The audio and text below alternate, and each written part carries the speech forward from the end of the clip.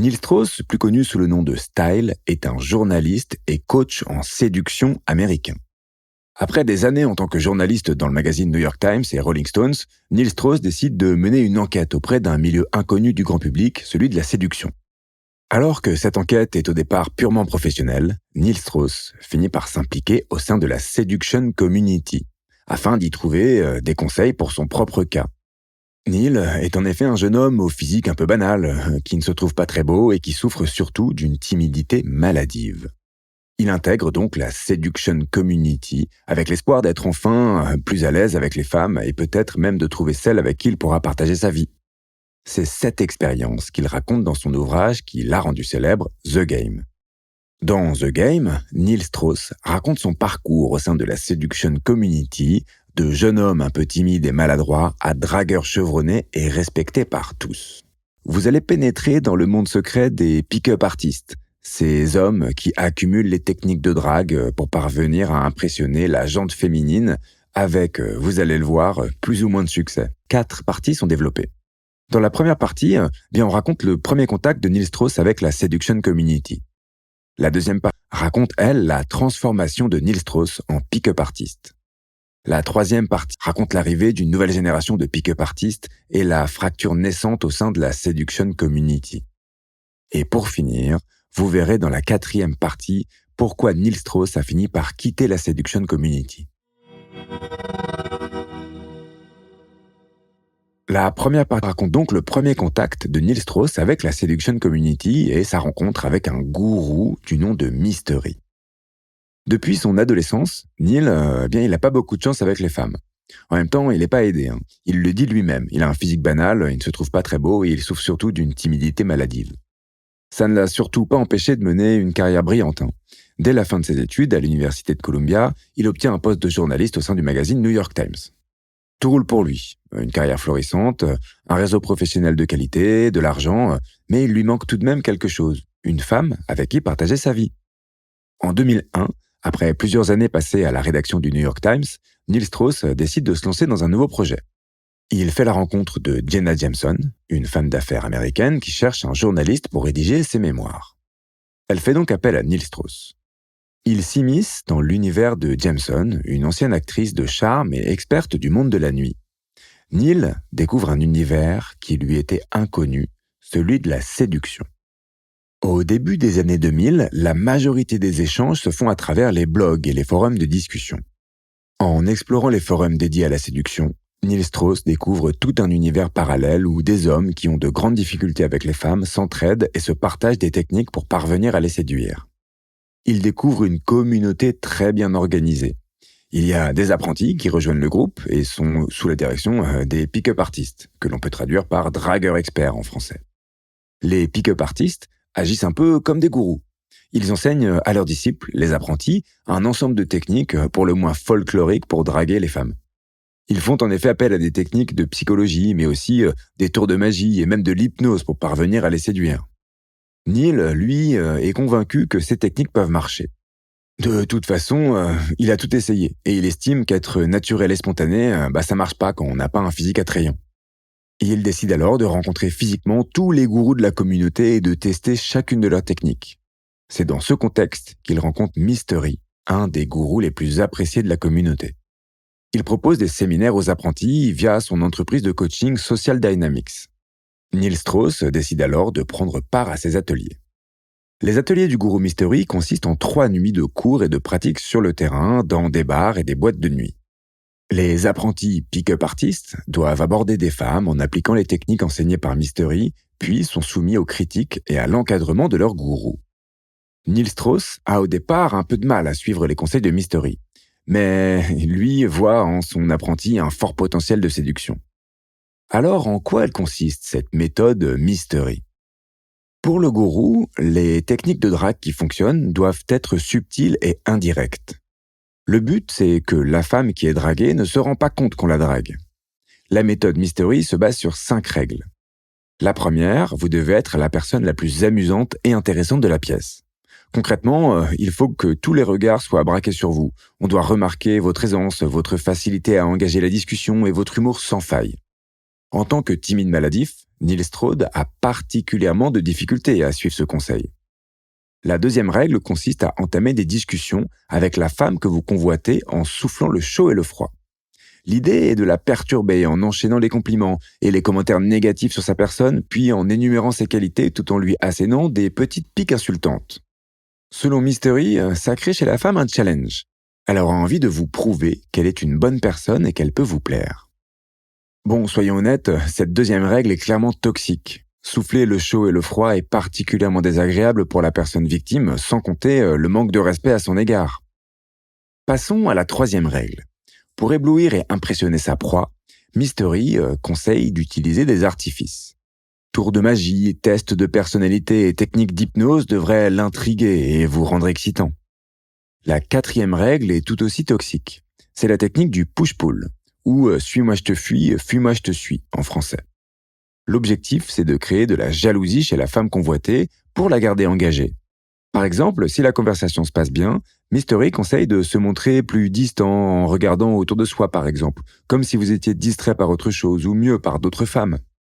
Pour finir, la dernière règle de la méthode Mystery, c'est de toujours montrer patte blanche. Concrètement, il ne faut pas se montrer insistant auprès de la femme convoitée. Il ne faut pas l'effrayer. Par exemple, il est préférable de l'inciter à donner son numéro plutôt que de le demander explicitement. Les premiers pas de Neil Strauss dans le monde de la séduction sont difficiles. Sa timidité maladive le paralyse complètement et il a du mal à suivre à la lettre les conseils de Mystery. Mais il ne se décourage pas. Poussé par son gourou qui croit en lui, il décide de poursuivre l'enseignement et perfectionner ses talents de séducteur. La deuxième partie raconte la transformation de Neil Strauss en pick-up artiste chevronné. Un mois seulement après son entrée dans la Seduction Community, Neil fait d'énormes progrès, il est en bonne voie pour devenir un pick-up artiste. Il est toujours sous la direction du gourou Mystery, qui décide de l'engager comme assistant lors de ses prochains ateliers. Mais pour ça, il lui faut un surnom. Tout comme Mystery, qui est le nom de scène de son gourou, Neil doit se trouver un pseudonyme à son personnage de pick-up artiste. Après plusieurs jours de réflexion, il choisit finalement de s'appeler Style. Avec ce nouveau nom, Neil se sent pousser des ailes. Il se crée un personnage, un alter ego. Quand il devient Style, il a l'impression d'enfin pouvoir être qui il veut. Aborder les femmes devient alors de plus en plus simple. Si Neil est un grand timide, Style, lui, est un extraverti qui n'a aucun problème pour entamer la discussion. Sur les conseils de son gourou, il décide aussi de travailler son apparence et sa présentation. Il décide notamment de corriger sa posture et sa gestuelle pour paraître plus confiant. Il garde toujours la tête relevée, le dos droit et les bras bien le long du corps. Il prend également des cours de chant et d'élocution pour ne pas bégayer et avoir une diction parfaite. Il change aussi sa manière de s'habiller. Selon Mystery, ce sont les vêtements voyants qui attirent les femmes. Alors exit le noir. Style décide de porter des couleurs vives, des accessoires flashy et des faux piercings. Style comprend surtout que ce qui compte vraiment, au-delà de l'apparence, c'est la confiance en soi. La confiance en soi est la clé du game, le jeu de la séduction et de la drague. Le pick-up artist, c'est quelqu'un qui fait preuve d'une assurance et d'un charisme à toute épreuve, malgré les échecs. Lors de ses ateliers, Mystery prend souvent l'exemple de pick-up artistes qui ont fini par abandonner à force d'essuyer des râteaux cuisants. Pour Mystery, c'est parce qu'ils n'avaient pas suffisamment confiance en eux qu'ils ont échoué et abandonné. Le prochain atelier arrive d'ailleurs à grands pas. 6 semaines après son premier essai, il est temps pour Style de faire ses preuves. Il est nerveux, il sait qu'il n'a pas le droit à l'erreur. Il doit montrer qu'il est le digne assistant du grand gourou Mystery.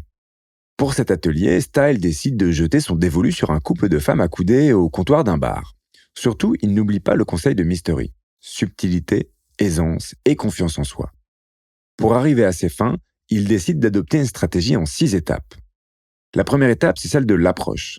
Style choisit de s'approcher du côté gauche du bar, où se trouvent les tabourets vides, de manière à placer un obstacle entre lui et la femme qu'il souhaite draguer. Pourquoi un obstacle ? C'est simple, il ne faut pas se placer immédiatement trop près de la personne que l'on souhaite draguer, car les intentions deviennent trop évidentes. C'est lors de la deuxième étape que le rapprochement a lieu, c'est la mise en position. L'objectif, c'est de se rapprocher subtilement de sa proie en évacuant l'obstacle. Pour ça, il met en place 2 actions. La première action, c'est de commencer par énoncer à sa proie une phrase d'ouverture. Une fois que les femmes réagissent à sa phrase d'ouverture, Neil lance sa deuxième action. Il montre du doigt quelque chose aux femmes, de préférence derrière leur dos, de manière à se rapprocher d'elles sans qu'elles ne s'en rendent compte. Maintenant qu'il est suffisamment près d'elle, il faut passer à la troisième étape, qui consiste à les rejoindre et s'asseoir à côté d'elle. Et oui, il ne faut absolument pas rester trop longtemps debout devant elle, au risque de créer un malaise. Il faut donc trouver une technique. Problème, en quelques minutes, tous les tabourets vides se trouvent occupés. Style lance alors un petit tour de passe-passe. Il demande à une des femmes de se lever pour lui montrer un tour de magie. Dès qu'elle se lève, il se glisse derrière et s'assoit à sa place. Ce petit tour de passe-passe est parfait pour entamer la quatrième étape, créer la relation. Style plaisante avec les jeunes femmes à propos du tour de passe-passe et du fait qu'il a volé son siège à l'une d'elles. Elles rigolent à leur tour, le lien est créé, il peut désormais entamer la discussion. Après avoir discuté quelques minutes, Style est satisfait. Les femmes rigolent et elles lui montrent de l'intérêt. Il faut désormais passer à la cinquième étape, la fausse contrainte de temps. Pour ne pas donner l'impression qu'il va leur tenir la jambe et rester toute la soirée avec elles, Style invente une fausse excuse et les prévient qu'il doit partir dans une dizaine de minutes. Ça y est, il est temps de clôturer l'exercice. Quand les 10 minutes sont passées, Style indique à la femme qui s'est levée de son siège qu'il aimerait la revoir. Sans hésitation, celle-ci note son numéro sur un papier et le donne à Style. Mission accomplie. Style est parvenu à séduire une femme et à obtenir son numéro. Sa performance impressionne tous les apprentis présents à l'atelier ce soir-là. Il a fait preuve d'une confiance et d'une crédibilité que tous lui envient. Ce que les apprentis remarquent aussi, c'est que Style n'a pas forcément suivi à la lettre la méthode enseignée par Mystery. Le coup du tabouret, par exemple, est une technique qu'il a développée tout seul. Au fil des semaines, Style essaie en effet de développer ses propres techniques de drague.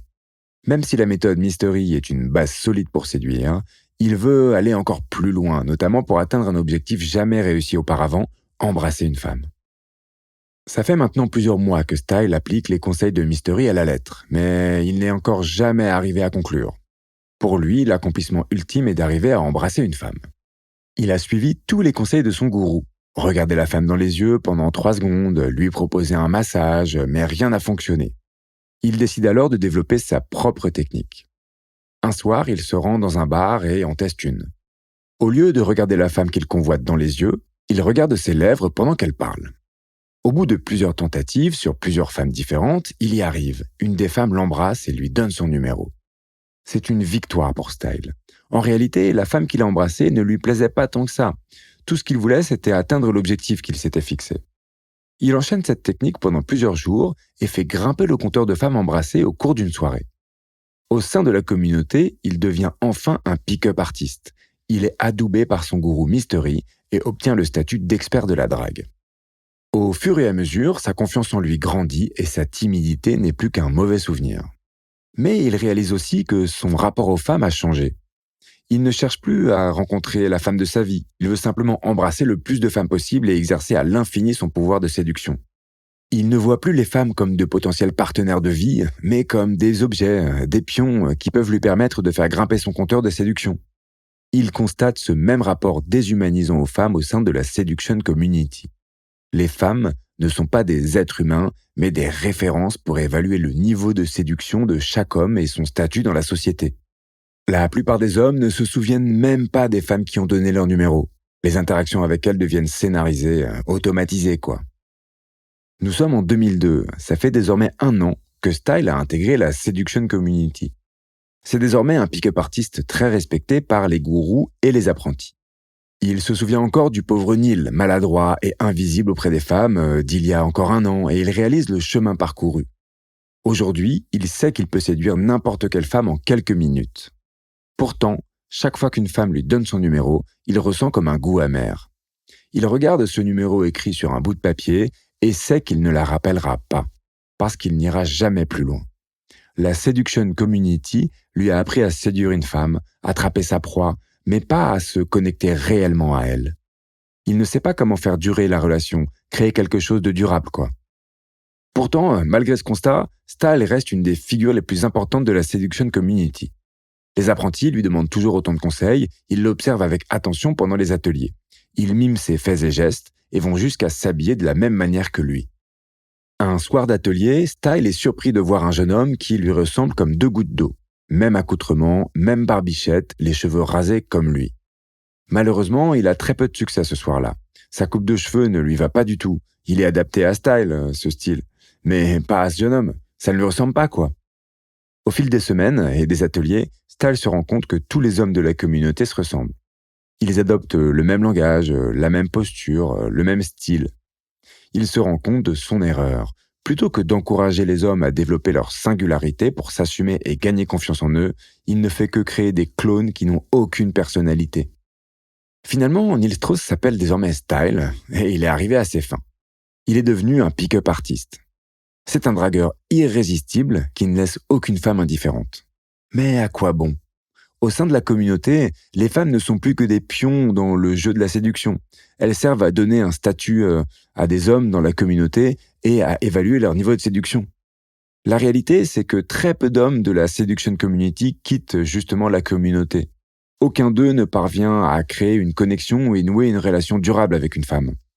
Pour autant, la communauté remporte toujours un franc succès auprès des hommes de plus en plus jeunes.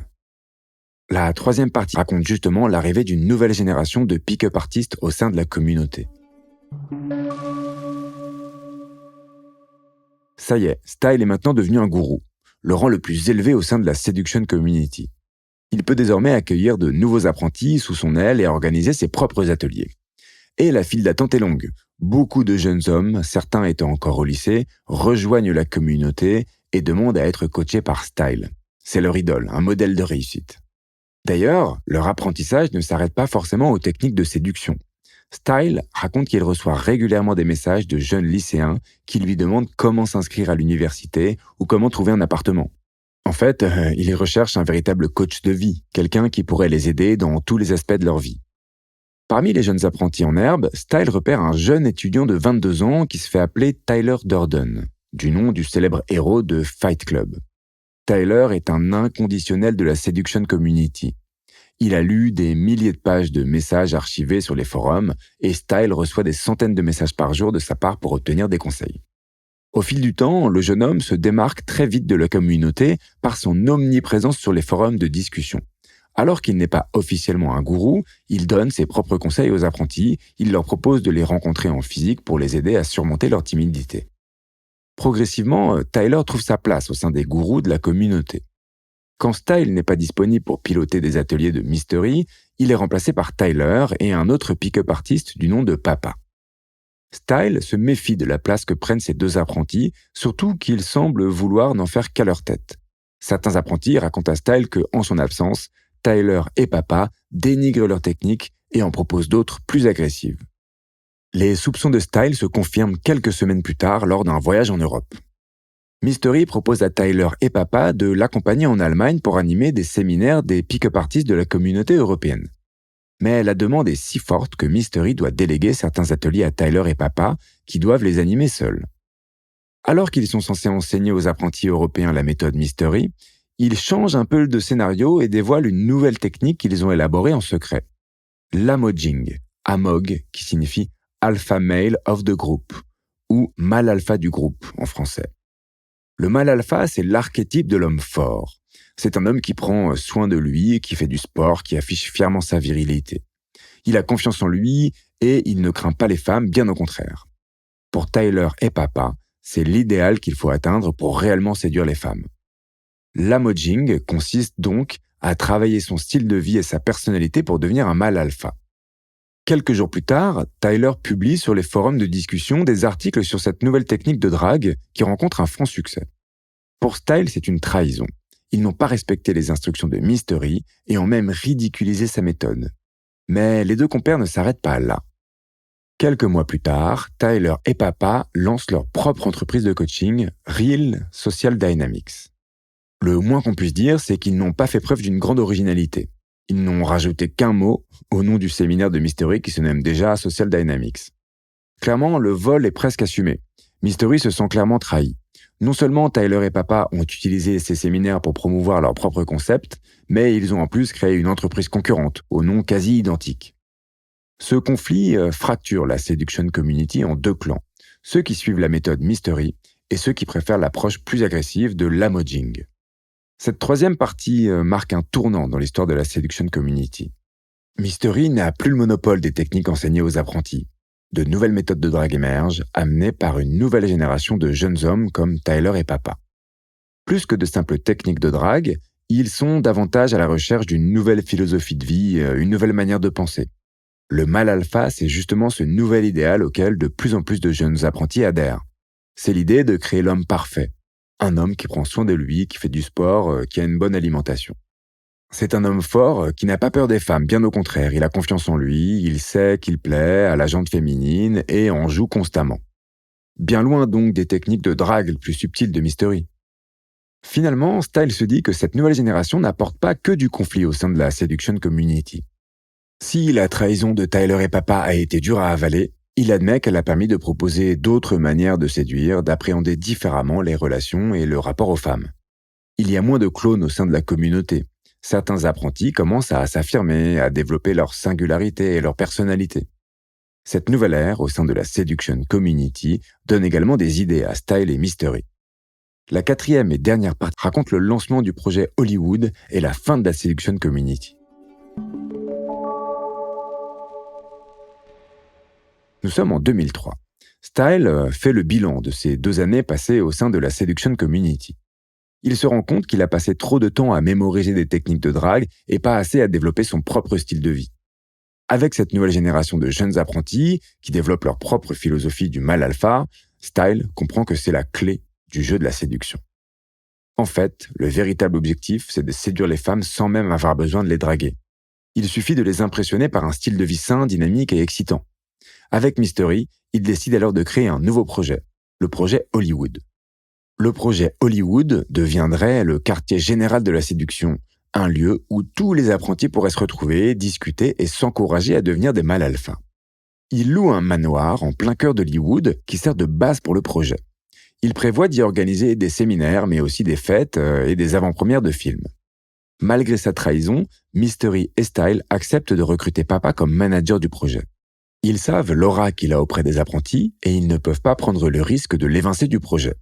Et ils ont bien fait, très vite, le réseau de Papa amène de plus en plus de monde à suivre le projet.